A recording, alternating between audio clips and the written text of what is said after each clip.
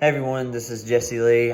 This topic is our discussion 2 topic, and it's about speech sound disorders.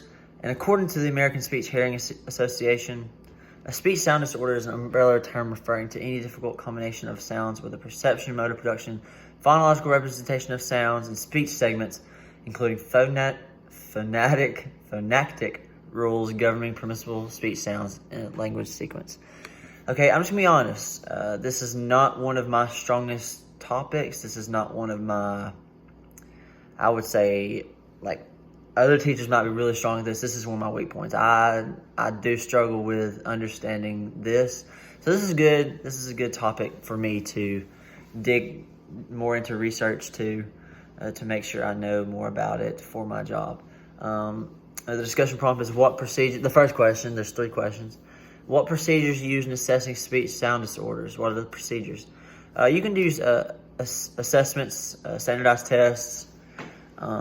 There's this test called CELF5. That would be an example. I'd need to dig more into that just to, there was a lot of tests that you could give.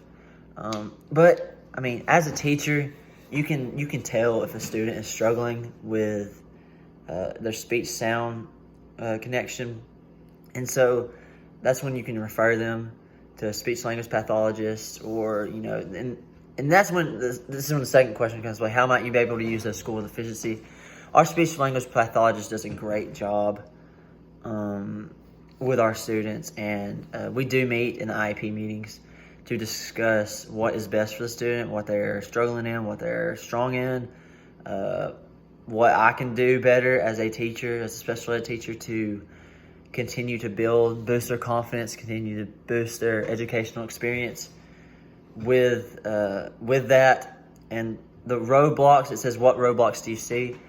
Roadblocks could go based off the last discussion. It could be confidence. I mean, if a student's getting bullied because the way he or she talks, then she might not think about that. But he or she might not want to try progressing. And, that could happen. I don't think it would, but I was reading another student's discussion, and they brought this up too. And this is probably the biggest roadblock you could have is parent consent.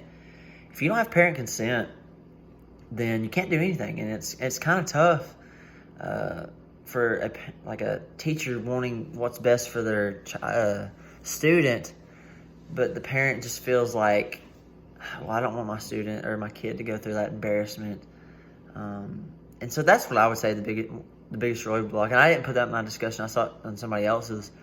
And I would change my discussion, because that would be the biggest roadblock, is to make sure that parents are involved. And if they're not involved and they don't want part of it, then it's gonna be tough. So, and that's the discussion.